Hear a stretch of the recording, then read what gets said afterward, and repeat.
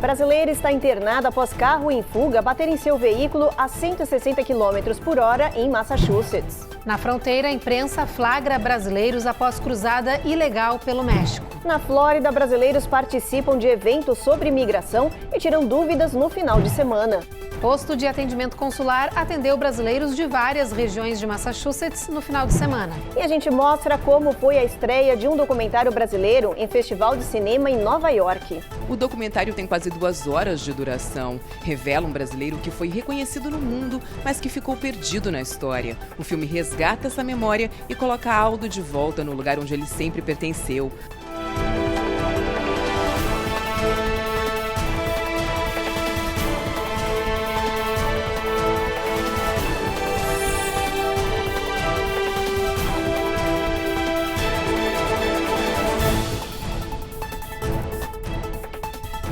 Olá, boa noite. Boa noite. Uma brasileira sobreviveu a um terrível acidente de carro em Leominster, no estado de Massachusetts. Após um dia comum de trabalho, ela voltava para casa com o marido quando um outro carro em alta velocidade atingiu o veículo deles. Dentro desse carro estava um criminoso que fugia da polícia. Lourença e David Aylard seguem internados e contam com a ajuda da comunidade em Massachusetts para se recuperar após um trágico acidente de carro. O veículo do casal foi atingido frontalmente por um outro carro que fugia da polícia e estava a mais de 160 km por hora. O casal foi atendido às pressas no local do acidente e levado para um hospital da região, com graves e múltiplas lesões, incluindo na clavícula, braços, pelvis e região abdominal. Ambos já passaram por várias cirurgias e seguem sob cuidados intensivos. Lourença tem 47 anos e é natural de São Paulo. Ela está nos Estados Unidos há menos de 3 anos, trabalha em 2 empregos e vive com o marido e com o filho adolescente. A polícia ainda não divulgou informações sobre o fugitivo que causou o acidente. O número de imigrantes cruzando a fronteira sul entre México e Estados Unidos vem reduzindo drasticamente, segundo as autoridades. Mas o motivo é que o México montou bases militares próximas à fronteira para frear essa onda de indocumentados. E os esforços vêm surtindo efeito, como nos mostra agora a repórter Eloá Urazen. ¿De dónde son? Brasil. De Brasil. Este grupo brasileiro recém-chegado acaba de ser capturado pelas autoridades mexicanas. Eles tentaram entrar no território americano, mas foram barrados. Eles foram deixados por traficantes de imigrantes neste local onde acaba o muro que separa a fronteira do México com os Estados Unidos. A passagem fica no meio de uma área deserta e não possui fiscalização americana por ficar muito distante e num trecho de estrada de difícil acesso. As autoridades mexicanas intensificaram a fiscalização no local depois do acordo firmado recentemente com o governo dos Estados Unidos para barrar os imigrantes ilegais. A família brasileira é levada de van para o Centro de Imigração do Exército. Nós separamos por nacionalidades e, a partir daí, determinamos o processo de deportação, explica Davi Teres Tejada, chefe do Instituto Nacional de Imigração. Essa apreensão é apenas mais uma das diversas que passaram a ser realizadas neste local diariamente. É que as patrulhas mexicanas montaram acampamentos e bases em locais estratégicos para impedir cenas como essa. Centenas de imigrantes cruzando essa passagem dia e noite, sem parar. O número de imigrantes entrando nos Estados Unidos pela fronteira sul reduziu, mas por causa dos soldados mexicanos que foram deslocados para essa região, não por causa das medidas polêmicas adotadas por governos fronteiriços como Texas, que colocou cercas, arames farpados e boias com serras. O governador Greg Abbott tenta agora aprovar mais uma medida controversa que dá aos policiais estaduais poderes federais para prender e deportar imigrantes. Essa base mexicana fronteiriça tem tropas, funcionário de imigração, guarda nacional e agentes sociais e muito mais, 24 horas por dia, 7 dias por semana. Davi Pérez, chefe do Instituto Nacional de Imigração, explica que eles estão cumprindo o acordo com os Estados Unidos, mas também evitando que essas pessoas morram nas mãos dos grupos criminosos. We want to prevent migrants to get in touch with the criminal groups. Esse trabalho, que começou há algumas semanas, vem surtindo efeito. O número de imigrantes cruzando a fronteira reduziu 42% só de dezembro a fevereiro e continua baixando. O governo mexicano, desde o ano passado, está trabalhando com os Estados Unidos para eliminar o número de pessoas atravessando a fronteira ilegalmente. E os números realmente mostram que essa cooperação Estados Unidos e México está funcionando. Agora, qual é o interesse do México em relação a isso? A questão é, as pessoas quando contratam um coiote, que é a pessoa que ajuda na travessia ilegal para os Estados Unidos, são pessoas, os coiotes são linkados a organizações criminosas, cartéis, então aumenta o número de crimes no próprio México para ajudar essas pessoas a fazerem a travessia para os Estados Unidos.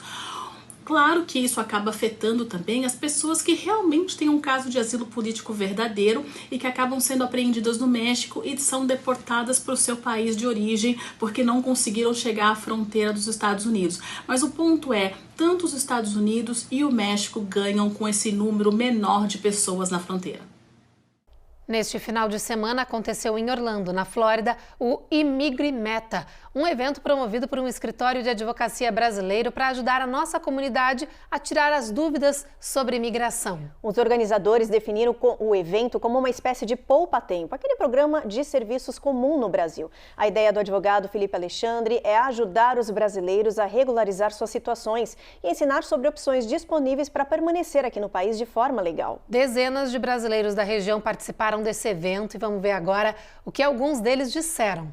Achei super esclarecedora, tirei muitas dúvidas que eu tinha a respeito de vistos que eu gostaria de tirar e que eu estou já tentando alguns processos. Então, estou saindo daqui com muitas dúvidas esclarecidas, aliviada, já sabendo para onde que eu posso projetar o meu futuro.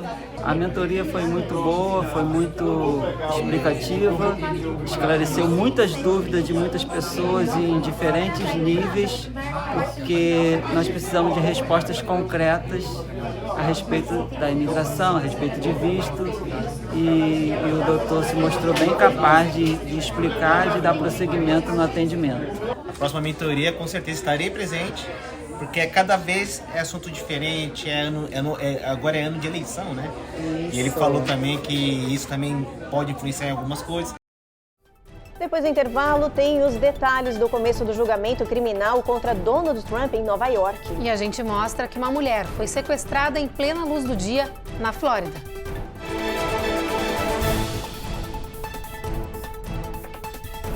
Américas no Ar. Oferecimento. Reserve Ship. Melhore agora a sua qualidade de vida.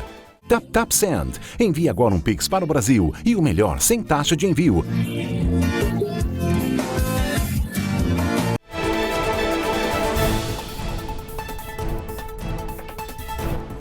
Começou hoje em Nova York o julgamento do primeiro dos 4 casos criminais em que o ex-presidente dos Estados Unidos, Donald Trump, é réu. Trump é acusado de esconder contabilmente os pagamentos que fez a atriz pornô Stormy Daniels em 2016, quando venceu as eleições presidenciais. Na chegada ao tribunal em Manhattan, que está com a segurança reforçada, Trump se disse inocente e alegou que o julgamento é uma perseguição política e um ataque aos Estados Unidos. Mas, segundo a acusação, o republicano pagou $130 mil a Daniels para que ela mantivesse segredo sobre as relações sexuais extraconjugais de Trump. Isso não é crime, porém Trump teria maquiado a forma de pagamento como se fosse um desembolso ao seu advogado para esconder os valores dos registros fiscais, violando assim leis financeiras de Nova York. A promotoria diz também que esse dinheiro era para despesas de campanha. A defesa de Trump alega que ele realizou os pagamentos porque estava sendo extorquido. As audiências sobre o caso devem acontecer até a próxima quarta. Se condenado, Trump pode ser preso. Esse é o primeiro julgamento criminal de um ex-presidente na história dos Estados Unidos. E uma mulher foi sequestrada em plena luz do dia num farol da Flórida. Toda a ação do criminoso foi registrada por um motorista que estava próximo. Esse é um dos destaques do nosso Giro de Notícias de hoje. No farol de trânsito em Seminole, na Flórida, um homem mascarado e com uma metralhadora sai de um carro e aborda uma mulher que está numa SUV. Ele força a motorista a abrir a porta e entra no banco do passageiro. A mulher, Catarine Alta Garcia Guerreiro, é obrigada a dirigir para onde o bandido manda. O motorista do carro de trás, que filmou toda a cena, chamou a polícia. As autoridades encontraram a SUV queimada e dentro do carro um corpo que eles acreditam ser da mulher. A polícia polícia investiga o caso para entender se foi um assalto ou uma rixa pessoal da família. Os criminosos fugiram. No condado de Cook, em Illinois, câmeras de segurança flagraram o momento exato de um assalto. Um grupo de bandidos invade uma loja de produtos de beleza, pega tudo que pode e em menos de 1 minuto vai embora. Esse tipo de assalto a jato vem se espalhando pelo país e deixando bandos impunes porque conseguem fugir antes da polícia chegar ao local. As autoridades de Illinois montaram uma força-tarefa para combater os crimes em que bandidos levam os produtos para revender na internet. A polícia disse que eles atuam no oeste, centro-oeste e centro-sul do país. Final de semana de violência armada. Em Arkansas, um atirador abriu fogo contra uma festa de rua, matando um homem e deixando outras 9 pessoas feridas. O criminoso fugiu. No Texas, uma pessoa abriu fogo contra um grupo também reunido numa rua. Uma mulher de 21 anos morreu no local e outras 8 pessoas ficaram feridas. A polícia diz que a confusão foi resultado de uma disputa de gangues. Outra briga de grupos rivais resultou em tiroteio também em Illinois. Uma criança de 7 anos morreu e outras 7 pessoas ficaram feridas, incluindo um bebê de 1 ano de idade. A polícia procura por informações dos criminosos. No Oriente Médio, Israel reúne gabinete de guerra para discutir ataque aéreo do Irã com drones. O governo de Jerusalém disse que o sistema de defesa funcionou, mas agora quer discutir um contra-ataque, algo que os países aliados não estão a favor. Os detalhes com a correspondente da Record em Tel Aviv, Denise Odorici. O gabinete de guerra de Israel se reuniu hoje pelo 2º dia seguido para discutir uma retaliação contra o governo do Irã. Fontes afirmam que o governo procura uma resposta firme contra o país inimigo, mas não o suficiente para desencadear uma guerra regional. Na noite de sábado, o Irã lançou mais de 350 drones e mísseis contra o território israelense. A defesa do país conseguiu interceptar 99% dos artefatos. Os Estados Unidos tentam agir rápido para evitar que o conflito no Oriente Médio alcance proporções maiores. O presidente Joe Biden falou que o governo americano está comprometido com a segurança de Israel e que acredita que um cessar-fogo e um acordo de libertação de reféns devem acontecer em breve. De Tel Aviv, Denise Odorici, para o jornal Américas no Ar. No próximo bloco, o Consulado-Geral do Brasil em Boston realizou jornada de atendimento em Massachusetts no final de semana. E a gente mostra como a cantora Ludmilla fez história no palco do Coachella, na Califórnia, em um show inesquecível.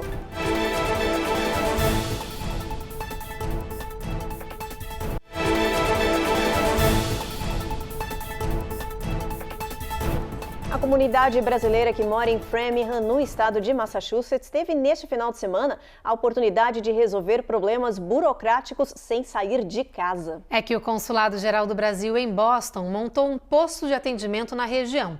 Os detalhes a gente vê agora com a repórter Giovanna Locatelli. Durante todo o dia, cerca de 300 passaportes foram encaminhados para processamento. Marcos e a esposa vieram renovar o passaporte do filho adolescente. Eles trouxeram também a pequena Valentina, de 9 anos, que nasceu aqui e ainda não tinha o documento. Para eles carimbar, como um brasileiro realmente, e depois poder passear no Brasil. É importante por causa como a gente são cidadãos brasileiros e eles também como filhos de cidadãos brasileiros precisam ter esse documento, até mesmo para poder ir no nosso país. Então isso é muito importante, você deixar os documentos dos seus filhos, tudo legal.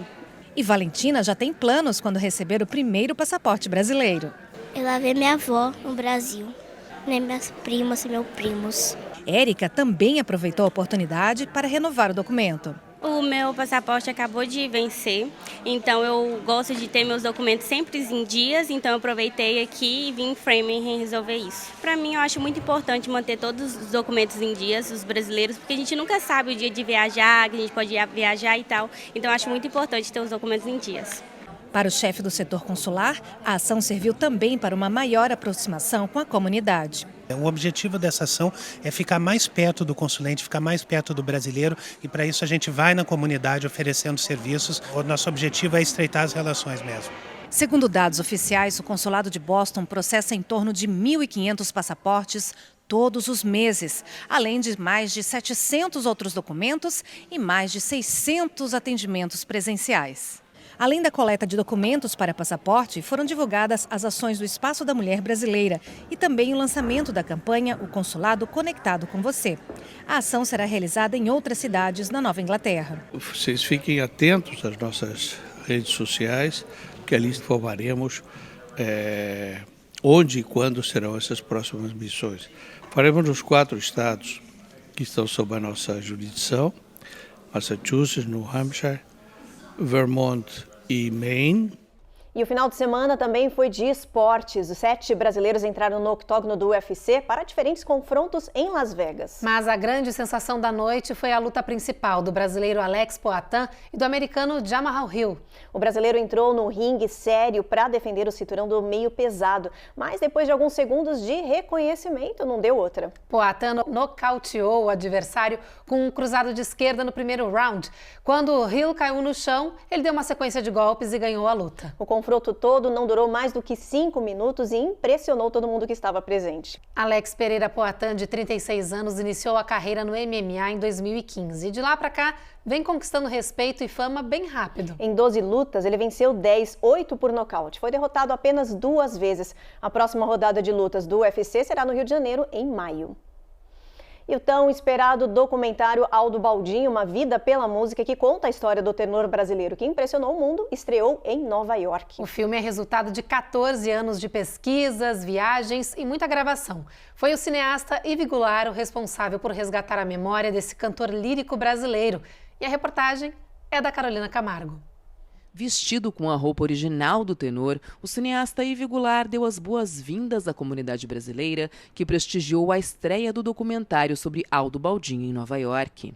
Eu quero ver, estou com maior expectativa e já senti a voz dele, que é uma potente voz, então poderoso, e eu estou muito curiosa para ver o filme. O filme mostra a trajetória de vida do brasileiro, que nasceu no interior de Santa Catarina e se tornou um dos maiores nomes da música clássica internacional. Aldo cantou nas principais casas de ópera do mundo e gravou mais de 100 álbuns. O documentário tem quase 2 horas de duração. Revela um brasileiro que foi reconhecido no mundo, mas que ficou perdido na história. O filme resgata essa memória e coloca Aldo de volta no lugar onde ele sempre pertenceu, no hall da fama dos tenores. O longa não é apenas uma homenagem a Aldo Baldin, mas é também o primeiro registro oficial da vida impressionante desse tenor tão famoso e, ao mesmo tempo, tão desconhecido da maioria dos brasileiros. É a realização, na verdade, de um trabalho que virou um sonho, né? A gente não sabia que o Aldo tinha essa magnitude tão grande.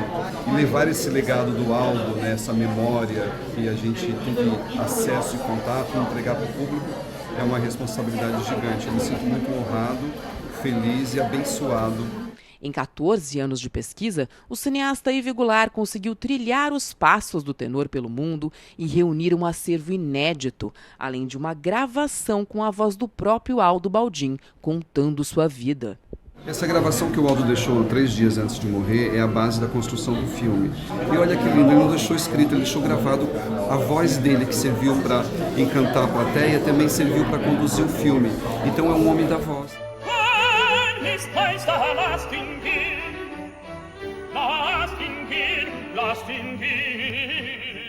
O tenor brasileiro faleceu aos 49 anos, em 1994, de um ataque cardíaco, no auge da carreira. O filme não é apenas um registro histórico, mas também a realização de um sonho do próprio tenor e de sua família. Eu estou muito contente que agora realmente está pronto o projeto. Era o sonho dele, então. Do livrinho se virou um filme, que também acho ótimo, que a gente pode vê-lo, ouvi-lo. Fica mais prático, realmente. Fica mais bonito. É um filme maravilhoso, foi uma imersão, uma lição de vida, uma lição de perseverança. O Aldo representou muito mais do que aquilo que eu imaginava na minha vida.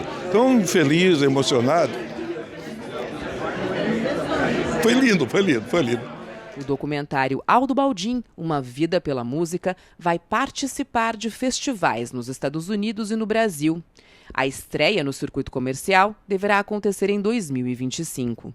E fiz uma carreira internacional sobre os 4 continentes, cantando as coisas que eu realmente pude cantar. Também nesse final de semana aconteceu o show da cantora Ludmilla no Festival Coachella, na Califórnia. Com a performance que foi de tirar o fôlego, a cantora brasileira se tornou a primeira afro-latina a se apresentar no palco principal desse evento. E foi um show impecável, gente, anunciado em uma narração por ninguém menos do que Beyoncé. Lud cantou 17 sucessos e levou muito funk ao Coachella, que é considerado um dos maiores festivais de música pop do mundo. O show deste domingo foi uma mega produção com um palco de 15 metros, cenografia de 4 metros de altura, elevador e 7 toneladas de aparato estrutural. Nos telões gigantes foram projetadas imagens do Rio de Janeiro. A repercussão do show foi incrível e a Ludmilla recebeu muitos aplausos e virou sensação de outros artistas nos bastidores do evento. Aí na internet ela disse aos fãs que ainda estava processando tudo o que aconteceu, mas que estava realizada e grata a Deus pela realização desse sonho. E depois do intervalo, a gente fala sobre o aumento dos latinos e brasileiros no ensino superior no mundo. E a gente mostra como foi um dos maiores festivais de aviação dos Estados Unidos, que aconteceu neste final de semana na Flórida.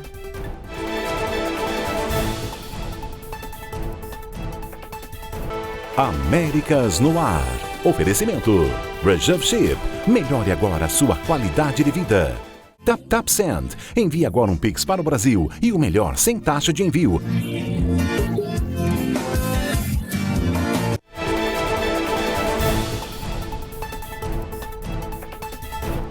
Um novo relatório apontou que o número de jovens com diploma vem crescendo ao redor do mundo, principalmente entre um grupo. Os latinos. Eles respondem por quase 80% do aumento global de títulos de nível superior nos últimos 5 anos. Nos Estados Unidos, o levantamento apontou que os latinos universitários, o que inclui os brasileiros, são os primeiros da família a frequentar faculdades. Nos anos de 2021 e 2022, por exemplo, cerca de 27% deles se formaram. Apesar do aumento da presença no ensino superior, a grande maioria dos latinos continua subaproveitada no mercado de trabalho norte-americano.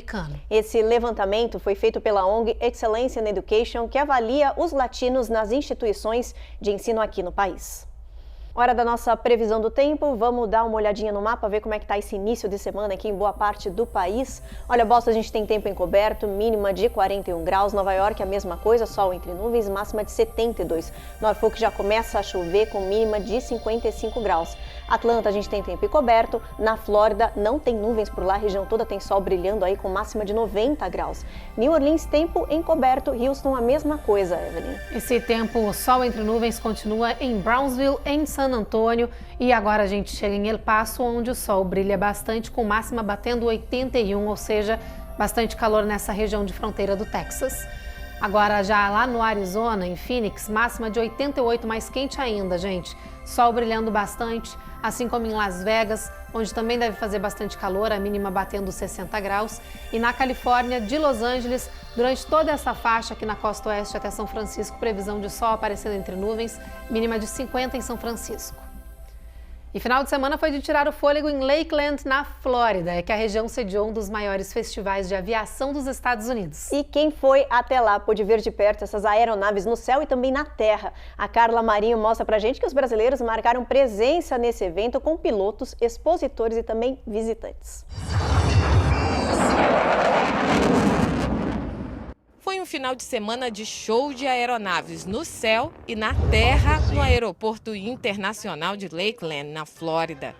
O Sun and Fun Aerospace Expo, um dos maiores eventos de aviação dos Estados Unidos, foi parada obrigatória de famílias, entusiastas, negociantes e empresários, incluindo brasileiros. Há uns 20 anos que eu venho visitar a Sun and Fun, sempre conquistando novos clientes. Cada ano eu vejo mais estandes de brasileiros expondo seus produtos, trazendo o que é de bom nosso, do Brasil, para cá, para poder vender para os americanos. Quer no aspecto de ferramentas, no aspecto de material aeronáutico, aeronaves, muitas aeronaves experimentais fabricadas no Brasil sendo expostas aqui nos Estados Unidos, que é o grande mercado consumidor, né? Felipe também é participante das antigas, mas como expositor de equipamentos de navegação. As empresas brasileiras e os produtos brasileiros, capitaneados pela Embraer, mas também em toda a cadeia produtiva que cerca a Embraer, tem uma visibilidade absurda no mercado internacional, um dos motivos pelo qual você consegue ver na feira que, além de muitos brasileiros, muitas empresas expondo aqui, né, tanto produtos e serviços principalmente. Então, a gente tem uma pujança muito grande nesse mercado. O Sunnyfest é o segundo maior festival aéreo dos Estados Unidos. Isso porque, além das oportunidades de negócio e exposições, o show nos céus é um espetáculo à parte. E é por isso que centenas de pilotos de diversos países marcaram presença por aqui, inclusive brasileiros. Fábio Mencassi é piloto desportivo e pai do bicampeão brasileiro de acrobacia Felipe Mencassi. Este é o 4º ano dele no Sun 'n Fun, mas o primeiro com toda a família. Dessa vez eu tive a oportunidade de trazer toda a minha família. É um espetáculo que todo piloto gostaria de estar participando, porque é indescritível a beleza, a organização desse evento. Eu estou gostando muito, é encantador aqui. Tivemos uma simulação aqui da Segunda Guerra Mundial. Foi show, sensacional. Mais de 3.100 aeronaves comandaram os shows aéreos, muitos deles de tirar o fôlego. Os Thunderbirds da Força Aérea Americana deram um show à parte. O aniversário de 50 anos encerrou com um show aéreo noturno com uma mistura de fogos de artifícios, drones e, é claro, acrobacia aérea. Um verdadeiro espetáculo que marcou a história desse encontro de apaixonados pela aviação.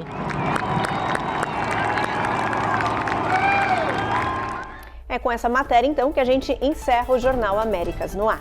Continua com a nossa programação, porque está chegando aí mais um episódio da edição especial de Reis. E a gente volta a se encontrar de novo amanhã. Uma boa noite. Boa noite.